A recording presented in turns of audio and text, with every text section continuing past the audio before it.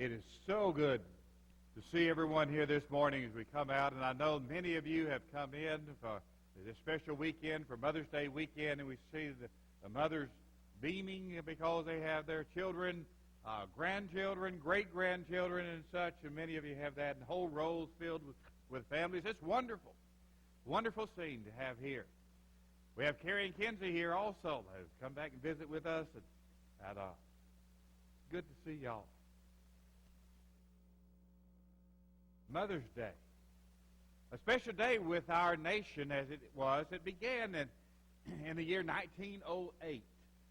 It began because of a lady named Ann Jarvis wanted to honor her mother in a special way, and it was that as she brought to her congregation a carnation and gave to each one of the mothers there a carnation in honor of her mother who had passed away in 1908. By 1914, President Woodrow Wilson made the second Sunday in May a national day of honor to our mothers. And such, we continue to honor our mothers even today with Happy Mother's Day, which to welcome you here.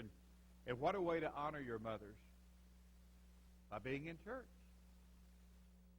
That your mothers, as you have here, what a wonderful way to bring them honor, to say that I want to go to church with you this morning.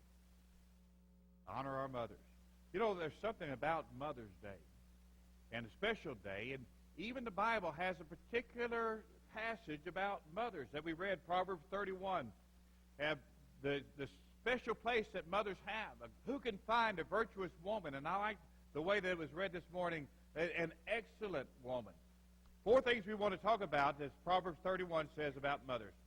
Number 1, about their worth, their work, their wisdom, and their wealth, as we look at those 4 things. 4 things about a mother. And let's look, first of all, the worth of a mother. She's worthy because she is a virtuous woman, an excellent woman, a special woman. Your mom is special. My mom is special.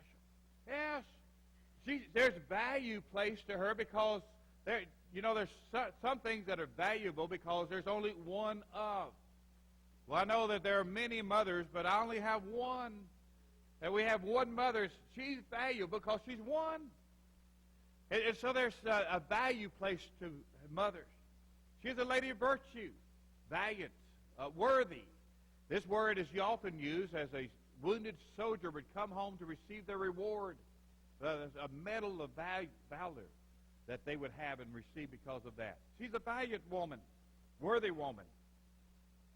Moses in Exodus 18 would talk about the word virtuous, valiant, whenever he was choosing those who would judge over Israel.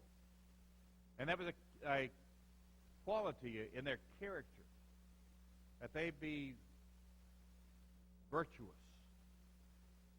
There's a value in virtue. Who can find a virtuous woman, he would say? One of such high value, one that we hold in such high esteem, other than our mothers.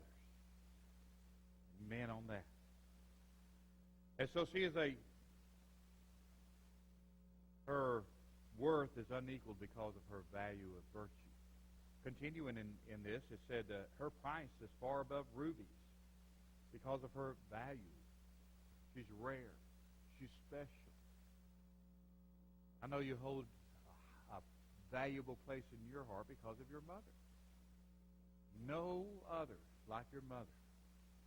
Oh, and the love that we have and the memories that you share and the person that you are today is because of your mother.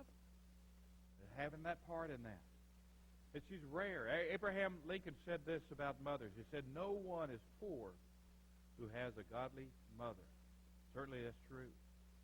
Someone wrote this about mothers and about the value of mothers. It says it describes and defines the most creative job in the world. It says the most creative job in the world involves fashion, decorating, recreation, education, transportation, psychology, romance, cuisine, literature, art, economics, pediatrics, geriatrics, religion, entertainment, energy, and management. Anyone who can handle all these jobs has to be someone special. And she is. She's a mother. She's a worth that is unequaled because of her value. No one else can take the place of mother. Not only is her worth unequaled, but her work is unmatched. Look at verses 13 through 19. Number one, it is a desired work. The special place of mothers is to say, I want to be a mother. I desire to be a mother. I desire to be your mother. As we talk about the value of mothers, a desired work, it says she seeks wool and willingly works willing with her hands. This is with a pleasure, is with a desire that she continues to have the role, the job, the position, the honor of mother. She willingly has this work, a work that is a pleasure to her. Not only is it a desired work, but it is a devoted work. When we read here that she rises also while it is yet night and gives meat to her household and a portion to her maiden. Someone once wrote, said, man may work from sun to sun, but a mother's work is never done. It is a devoted work. In a book about motherhood, it said, because someone is a mother, because she has children, on the average, she spends an extra 3.5 hours a week helping with homework. She spends an extra 11.5 hours a week in child-related activities, whether in transportation or just taking care of the kids. That's an extra 15 hours a week. The price paid just for being a mother and taking care of your children. To add that up, it would be an extra 3 months of 5 days a week, 12 hours a day spent just in motherhood.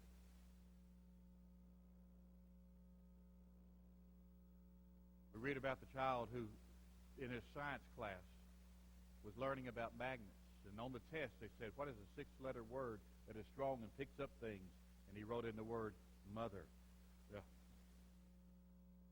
And that's right. It is a devoted work, devoted to this, constant work with this.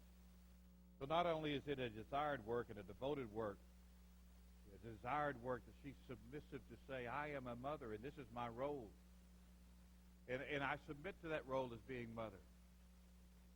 Not grudgingly, but cheerfully.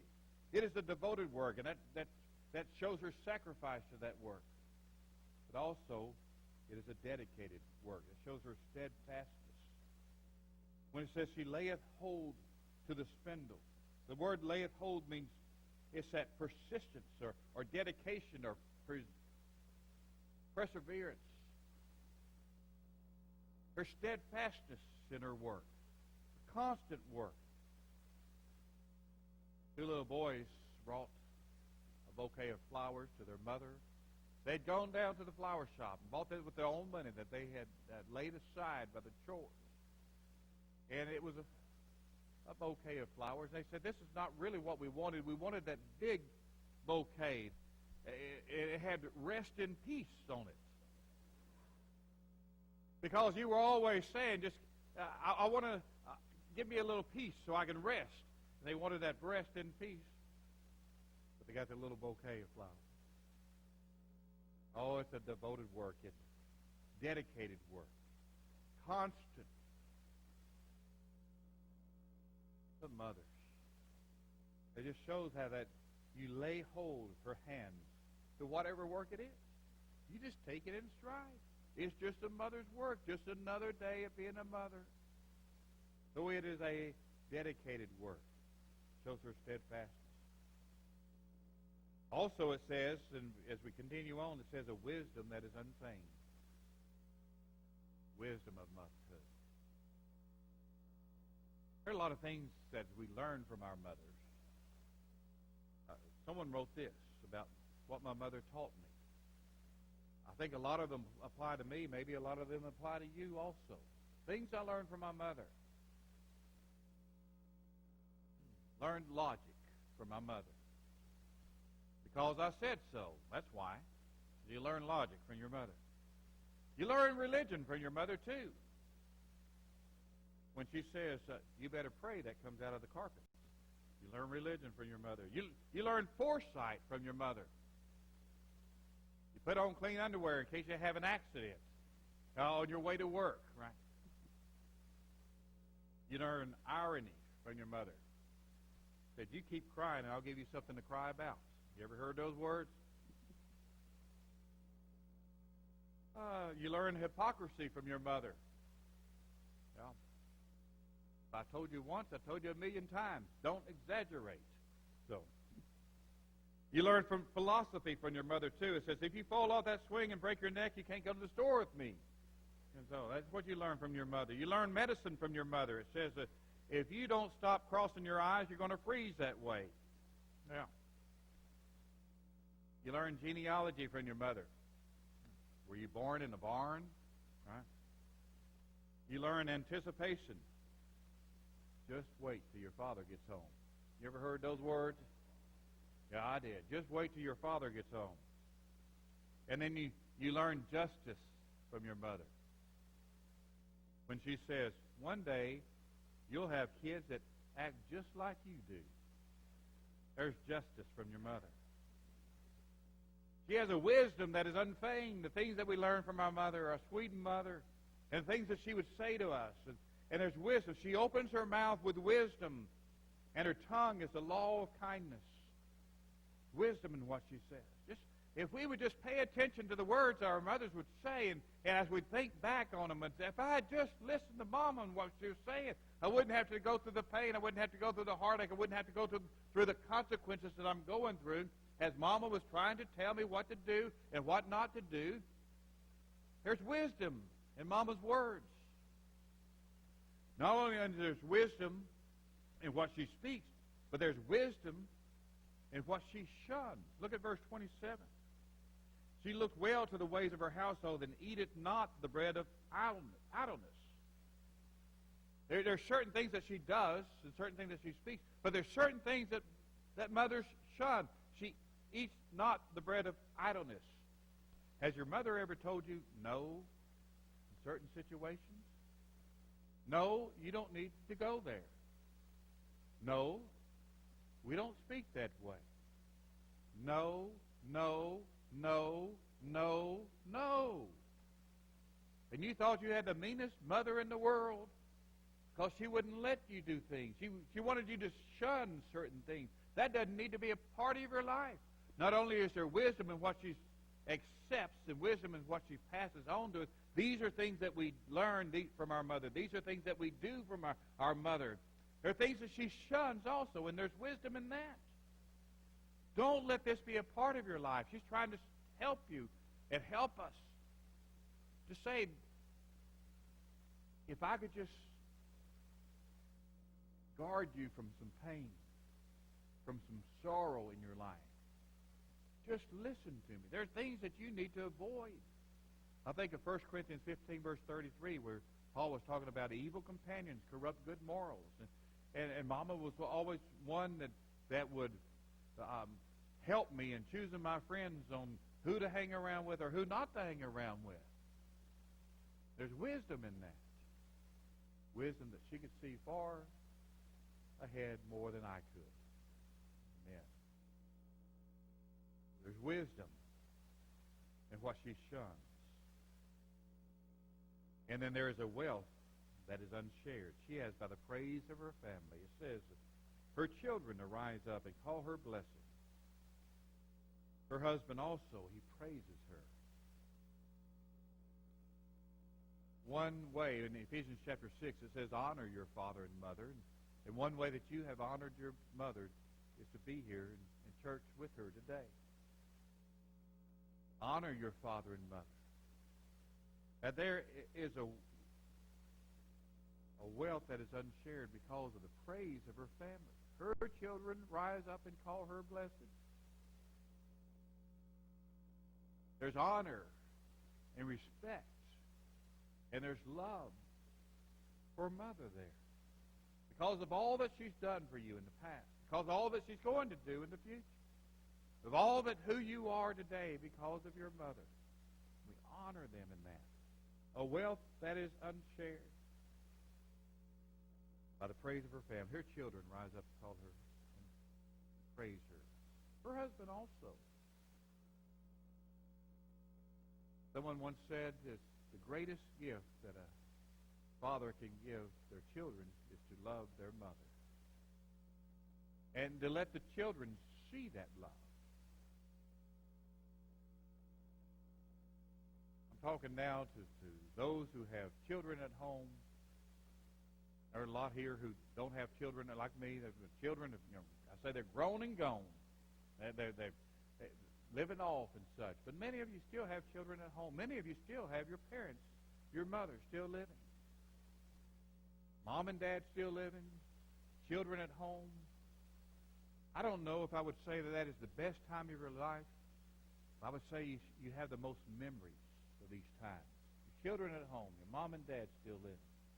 To treasure this time that you have, because life changes. Life goes on. Years pass. So with the times whenever you have your children still at home, and the times you think that you're just so busy, it's just so constant. Mothers, I know you're so constant with your children, being a mother and helping them, raise them, and getting them. Will they ever grow up? They say, well, times that you have your mother and father still alive, still with you. Oh, the times that you have, maybe not the best times in your life, but the most memorable, the times that you make memories in your life. Her children rise up and call her blessed. Her husband also honors her. A wealth that is unshared. By the praise of her family and also by the praise of her fruits. Look at verse 31. It says, give to her the fruit of her hands, and let her own works praise her in the gates. Whenever I think of this particular verse, I think in Acts chapter 9 of a woman named Dorcas. And we have the Dorcas house named after this lady in the Bible in Acts chapter 9. It was that she had passed away. And it was that as people were being and gathering there, that those around her household and such, would go and show this. Look, she made this for me. Look what she gave me. And honored her by the things which she had done by her hand. Praise her by the fruits. This is what Dorcas made for me. And I treasure it now she's passed on. What fruits by her hand of your mother passed on? You know, some of the most treasured things I have around my household is that from grandmothers or maybe great-grandmothers, if you have that. Isn't that treasured? It is. It certainly is. And so I encourage you now to honor your mothers in such a way, not only today because it's a national holiday. You know, there's not just a time set to honor our mothers. Well, we do it the second Sunday in May. Well, yes, it's wonderful to do it as a nation. But throughout the week, throughout the month, and throughout the year, honor your mother. A godly woman. Her worth is unequaled. Her work is unmatched. Her wisdom is unfeigned. She has a wealth that is unshared. And I want to leave you with this verse, the verse 30 in Proverbs 31. It says, favor is deceitful and beauty is vain, but a woman that fears the Lord, she shall be praised. Amen. If there's anything that as a mother, as they look upon their children, grandchildren, great-grandchildren, the greatest honor that you can give them is to walk in the ways of the Lord. A woman that fears the Lord, she shall be praised. And if her children fear the Lord, and if her grandchildren, if she's blessed to see them become Christians, or even great-grandchildren, what honor it is to these mothers. What can we give our mothers? Thinking about Mama. What can I give Mama for Mother's Day? you know what she wants? She didn't want diamond earrings, and that would be expensive, and that would be something, a value that we would give a mother. She didn't want the necklace. When they say, well, I'll buy my mother a new car. It's all about, what can you give your mother? Mama doesn't have a automatic dishwasher. She had 2 dishwashers, so when my 2 sisters were living there, but she doesn't have dishwashers anymore. You know what Mama wants? Time. Come by and see me. Come by and spend time. One of the most valuable presents you can give your mother. Spend time with your mother. Now, I know what all these husbands will say. Hey, listen, the preacher said I didn't have to give you that necklace, and I didn't have to give you those diamond earrings. I didn't. No, I'm not saying that. I'm just saying with my mama. Okay, if you give the new car to your mom, that's all right too.